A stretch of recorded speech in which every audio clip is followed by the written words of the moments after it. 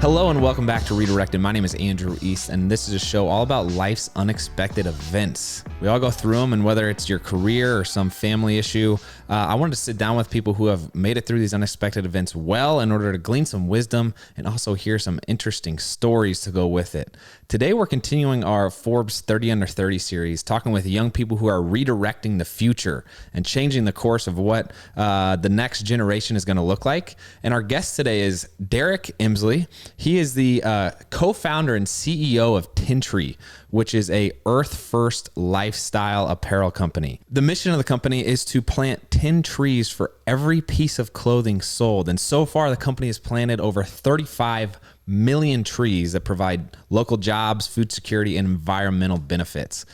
It's an amazing story, and he's an amazing guy, so I appreciate him taking the time to sit down with me. If you want to learn more about Derrick and what he's up to, including all about his company, Tentree, if you go buy a shirt from them, you will help contribute to the planting of 10 trees, which is amazing. Anyway, I will link all his information down below, and if you haven't, please subscribe to the show and give it a rating on whatever platform you're listening on. Without further ado, I bring you Derrick Emsley. Derrick, pleasure to meet you. Thanks for taking the time to sit down today. Yeah, man. Great to be here. Thanks for having me. Listen, so we were kind of just jib-jabbing before, but the number 50 million, what does that mean to you? It's a pretty special number for us. You know, we've been doing this now for about 8 years, and as of this week, we're gonna have planted our 50 millionth tree. So yeah, it's a pretty special number right now for us. Is that all the trees that have ever been planted in the world? Like, I'm trying to think, 50 million, man. Yeah, it's a big number, you know, and it's funny because our goal is 1 billion. That's the big goal that we set out, where we say, you know, by 2030, in 10 years, we want to plant 1 billion trees. We took that first step, 50 million. But, you know, also at the end of the day, like, it happens with one tree at a time. So not one is more important than the other, which is, you know, it's been a fun journey, though. And these trees are planted all over the world? All over. We've got projects ongoing right now in Senegal, Madagascar, Canada, US, Mexico, Nepal, Indonesia, and more. So I'm really excited to dig in a little deeper with that. But I always love, first of all, just doing a little perusing on your personal life. I see that you and your wife have 2 dogs. Is that right? Yeah, we do. Big dog people? Yeah. They're, you know, it's funny. The way I always tell people is my wife wanted a dog. We didn't, or I didn't. So we compromised and got 2. So, you know, they're great though. They're awesome. We love them. Oh man, I feel that in my soul now. 4 years into marriage, man, that compromise thing, it's a miracle, you know? Yeah. It doesn't always seem to work out maybe as I planned it to, but lots of compromise. I would love to hear, I like to hear people's foundation and upbringing and kind of what shaped them into who they are today. So if you could talk about things like what your parents did and the context which you grew up in, kind of like the potted version of how you got to where you are right now. Yeah, absolutely. I mean, I was born and raised in the prairies up here in Canada. And, you know, I grew up in an entrepreneurial house. My dad had a number of different companies growing up. And, you know, my mom was always kind of pushing us to sort of explore and do and kind of stretch ourselves and do whatever we wanted. And there wasn't really a prescribed path. And, you know, we were fortunate because when we were in high school, it was kind of like our first opportunity to have a summer job. We kind of went up to my mom and dad, and my brother and I said, you know, we have this idea. We want to plant trees. We want to, we don't want to, you know, go work in a grocery store. We want to plant trees. And we want to buy farmland outside of our hometown, and we want to plant a bunch of trees on it. And the idea was, a lot of people were talking about carbon offsets, and we felt like there was a lot of people talking about the issues. Very few people actually focused on making an impact and trying to find the solution. And for us, that's what got us excited about tree planting. So back in high school, my brother and I started a company. We planted 150,000 trees. We partnered with companies all across Canada to sell carbon offsets. And, it never really turned into what we expected. It kind of fizzled and we ended up shutting down the company a number of years back, but it opened our eyes to the impact tree planting had, both domestically here in Canada and the United States, but also globally, providing jobs and food security and things like that. And it kind of served in a lot of ways as sort of the genesis of what we built here with Tentree, because my brother and our other co-founder kind of came around and they said, well, we understand tree planting, we see the impact it has, but we don't want to build anything that's based on a government program, carbon offsetting. And we want to build something that's based on our ability to basically drive demand and use that demand to plant trees. And for us, that's apparel. So we plant 10 trees for every item we sell. So this environmentalist motivation, where do you credit that to? It was, there isn't really I'm sure I should have a better story of like the aha moment that kind of came to me. But honestly, I think like a lot of people, it's kind of been a evolving story. And I think it's reflective of everybody. Everyone's kind of going through their own understanding of what their approach to being sustainable is, how they want to have an impact. And I mean, when I look at myself, I'm by no means a perfect environmentalist. Like I have to travel. I have a car. Like I'm probably shower too much. Like, there's all these decisions I make that aren't perfect. But for us, that was kind of at the core of what we wanted to do, was we wanted to create a safe space for that, because our big belief was we're not perfect environmentalists and most people aren't. So how do we create a space where there can be more imperfect environmentalists? Because that's how you change the world, is by creating more imperfect environmentalists. I think that's a pretty important point, actually. You hear all these entrepreneurs say, like, you gotta have a story of like what's your turning point that you made and why. And sometimes it's just good to care about something because it matters, like. So I think not having like some dramatic, I grew up in the wilderness and the nature was my mother, whatever it is, sometimes it's like, no, we saw it was important. And so we wanted to put effort towards it. So I also love, the fact that it's a conscious thought for you to think about how your travel and your car and your showers are affecting the environment. Like just that awareness is pretty crucial, I imagine, in taking the step to reducing that and making a difference moving forward. But this 150,000 trees in high school is amazing. I was reading your bio, I think it was on Forbes, and it talks about, carbon offsetting was supposed to be the future of sustainability. And then the next sentence says, carbon offsetting ended up not being the future. What happened there, and why did that not end up being what everyone thought it would be, carbon offsetting? Well, it was a number of things. At its core, though, it was carbon offsetting was intended to be this program that said, if you're emitting too much, you either need to buy offsets, and those offsets can either come from an organization that's done better than what their expectation was, or you can pay money into a fund, and that fund is meant to be distributed to clean energy and things like that. And that was kind of the original concept behind it. And it came from things like Kyoto Protocol and these cap and trade systems.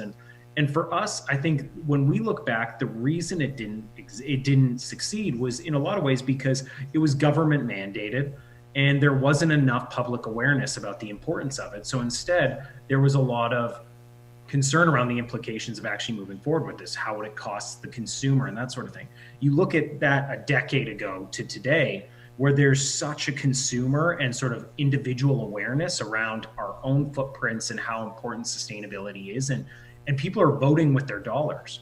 So what's interesting now is, whereas before it was this system that was meant to be mandated by a government, now what you're seeing is this system coming together that's really focused on basically opting in, voluntary offsets. So companies are investing in these projects out of the goodness of their hearts because they know that it's expected of them now, because sustainability, caring for the environment and the planet, it's table stakes now. Is this a generational thing? You know, people always say that millennials care differently than previous generations. What's your take? I think there's absolutely a part of that. You know, I think if you look at sort of the generational divide and where the people are that really care about the environment, I wouldn't say that one generation cares about the environment and the other doesn't. But I think definitely we've all grown up with different types of media, different awareness for these different problems. And you know, the reality is that our parents' generation and things like that came up in a time when there wasn't as much awareness to this. We've kind of grown up with the planet being at the forefront. So to kind of expect somebody that, you know, spent 30, 40, 50 years with that not really as important to them in the grand scheme of things, not because they didn't want it to be, but because they didn't know or they weren't as educated on it. You know, it's definitely, there's a big divide to overcome. It's interesting. I think we are in a unique position to care more about the environment. Well, to care differently, in the sense that, like, when I was growing up, I remember when people would like throw trash out of their window. Yeah. And now I look at littering and I'm like who does that? You know, so we were a part of that kind of switch for whatever reason. And like, we remember just like before iPhones or whatever. And it's like, oh, now we're able to appreciate things differently. People our age. I saw a piece of litter the other day and I was just aghast. I was like, what the heck? Yeah. Why can't you just not? It was just like a weird concept. Like, I can't believe that used to be normal. Anyway. Yeah. Well, and I think the reality is that if you kind of trace it back too, it's not that caring about the planet just happened, but I think we've all gone through this sort of evolution of trying to grasp the magnitude of the problem that's in front of us. And I think when you think of these challenges that we're faced with, whether it be littering, whether it be, you know, ocean plastic or carbon in the atmosphere, things like that, these issues are big. And they're really hard to solve. And so for us as individuals that are now fed, you know, little tiles on our social media or really bite-sized information, it's challenging for us to be able to actually care about something that's that sort of vast, distant, and, you know, abstract. Mm-hmm. Yeah, and nuanced. Yeah. So you were alluding to tentree. We talked about tentree earlier. Tell us about the origins of that. And then I would love to hear the process of how that has grown to the behemoth that it is now. Yeah. Well, you know, we started tentree about 8 years ago. And my brother, Caitlin, and our partner, Dave, you know, they were traveling at the time together. And they were traveling, I think it was in Hawaii, actually. And they sort of were seeing, frankly, a lot of the issues that we were just talking about, the litter, the things that, you know, the sort of city encroaching on the environment and things like that. And their big belief was, well, we want to do something about this. And fortunately, my brother and I had this background in tree planting. We knew the impact of it. We knew the global footprint tree planting could have, and frankly, as well, the social impact it could have through job creation and food security. And I think for us, it sort of started with the trees. And if you think like that was the belief, was how can we plant trees? But as you step one step out from that, really it was like, okay, well, we actually want to create a message that's different from what we see out there today. Like, if you look at a lot of the environmental missions, it was, you know, messaging around the world's ending. It was like not tangible, donate a percentage of profits or something that you can't really touch or feel. And for us, it felt super disempowering. It didn't feel like you were a part of the mission. So for us, the idea was, how can we create a community around this idea of trees, which serve as this incredible symbol, and create a community of people that are, frankly, you know, on their journey of sustainability, like those imperfect environmentalists. How can we create that safe space for aspiring environmentalists and inspire everybody to take one more step? And then for us, it was, okay, well, how do we facilitate all this? And that is our product. That's apparel. And for us, we started, and admittedly, like, we just threw some logos on some t-shirts, sold them out of the backs of our cars. And, eventually we found somebody that wasn't one of our mom's friends to sell a t-shirt to, and a couple more after that. And, we were so fortunate that I think we had a ton of really early support from a really small community, which we grew up in Saskatchewan. And that, allowed us and gave us all these connections that people wanted to see us succeed, and they believed in the mission, and it kind of continued to grow and grow and grow from there. And we came up in this time when, social brands were really developing in a meaningful way, particularly on Instagram. Like today we have almost 2.5 million followers on Instagram. And that really, like, that exploded for us in the early days and got us a ton of awareness. And, it kind of started as an online business. It quickly turned into us partnering with a bunch of retail stores too. We're partnered with over 1,500 retail outlets across North America and Europe. Jeez. And then our e-com side has continued to grow as well. And for us, the belief was always to connect people with the trees. Because if we can connect them with the trees, then it's going to inspire them and empower them to not only continue to be a part of our mission, but also maybe take another step in their life. What does apparel have to do with trees? Very little, to be. And admittedly, at the beginning, we were product agnostic. We cared about trees and creating this community, and products are vehicle. Products are a way of getting in front of people, getting people to talk about what we're doing. But admittedly, it could have been anything. But what we came to realize was that there's something powerful about somebody being willing to wear a logo or something on their chest, because that says something about their values. It says something about what they care about.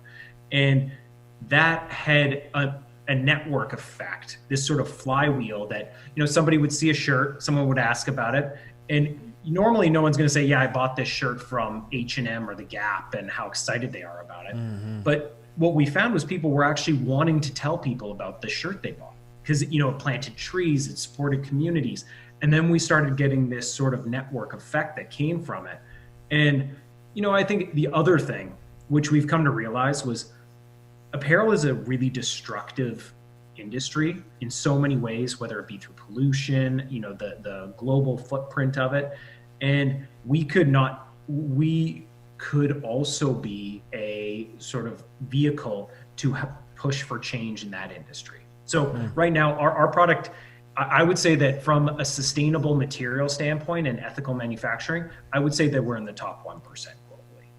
Wow. Kudos to you.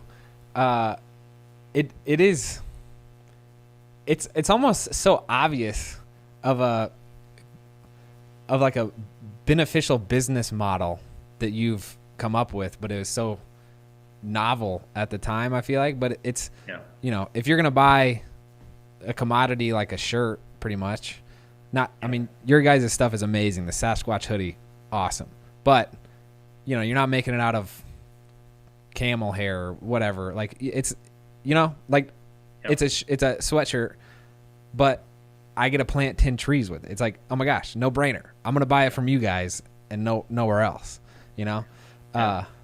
So we kind of, you vote every day with the dollars you spend, and you might as well. And I think if you go back a decade, you didn't have the choices that were sustainable. But consumers care now. They and not to say they didn't care before, but they have options too. And we're trying to be one of the best options out there. Yeah. What is your lifestyle? Are you like a minimalist or in any of that stuff? Personally? Yeah, most of the stuff I wear is like our cutting room samples and stuff like that. So I'm often like a very bad ambassador. Everyone's like, "Where'd you get that?" I was like, "On the floor of our office." I definitely am though. I think, just for me, I tend to live with sort of less stuff, more sort of essentials, basics, that sort of thing, and try to kind of get by with fewer, better things. I was looking at your Instagram. A couple things stuck out to me. One was a graphic that said "Keep Earth Chill," which I thought I found a lot of entertainment in that. And then a video that said "Reduce always, reuse often, and then recycle I forget what the tagline was for that. But anyway, I love the mission behind it. I'm curious, on a personal note, how big is your team at Tentree? We're about 60. So how do you find balance between building this company and also being married? I have not found this balance yet. It's tough for me. I mean, I don't think balance is relative for sure. Oh, speaking of, I think that's Sean right there. Yeah. Sean, I was going to say, come good say hi to timing. Derrick. Say hello. I'm so sorry. Derrick's wife is a fan of ours. Hello. Yeah, she's a huge fan. Yeah. So nice to meet you too. There's a little. Wow, what a treat. Yeah. Speaking of wives. Yeah, no kidding, man. Honestly, balance it's so relative, and I think we don't have kids yet. That's probably coming here in the next year or two, and I think that's gonna change, what sort of how I plan and sort of consider my whole life. But I think the reality is it's challenging. It's super hard, and the best thing that I've done is frankly have a partner that's with me through this, and that's excited about what we're doing, about what we're building, and I think the biggest thing for me has just been about creating, because I think when I'm so locked into what we're building with the company, it's easy to forget what we're building as a couple too. And so for me, it's just been a big learning in the last few years, particularly since we've been married, which is, it's just as important to, like, I'm planning our company out 5 years. We need to be planning our life out 5 years. And if we're not both enrolled in that process and excited about where we're headed, that's when we find the issues kind of crop up. Dang, bro, you got me all pumped up. I like the way you think about things. That's awesome. What are your goals? You mentioned with Tentree, plant 1 billion trees by 2030. What about, have you put any thought into what's next maybe? I think what gets us excited, what gets me excited is just everything surrounding the issues that we're facing as a planet. And what gets me excited is about all the exciting solutions that people are coming out with, all these like novel ideas, whether it's, creating products out of ocean plastic, whether it's planting trees, all these sorts of things. For me, my hope is that sort of professionally I can provide and sort of support people that are on that journey that we're sort of, maybe in chapter 3 or 4 of, and help them sort of scale and create those ideas. As a company, we want to plant 1 billion trees. That's something we're excited about. And as a family, I think we just want to create, I just want us to, be as motivated and excited about what we're creating as a family as I am about what we're trying to create as a company. That's all I think I can ask for. 1 billion trees, though. Think about that, man. That's great. Big number. That's so awesome. All right, so you've co-founded several different companies, and have obviously a great deal of proven success. I'm curious, when you think back on how you've gotten to where you are, can you tell us 3 things that maybe somebody has told you or you've learned through experience that you have found of value that you could share with us? Yeah, I mean, I think one of the most important ones is just listen more. I think, it's the, if you want money, ask for advice. If you want advice, ask for money sort of idea. And I think that's something that we've definitely lived by. We didn't know what we were doing when we started an apparel company. All we knew was trees. And so we've been fortunate that we've been really humble about that and tried and, asked people for support, and they've been more than generous in giving it. So for me, it's, it's be humble and ask questions, be curious. A big one for me that somebody told me years back is that, decisions are like doors. You can walk through them and you can also go back.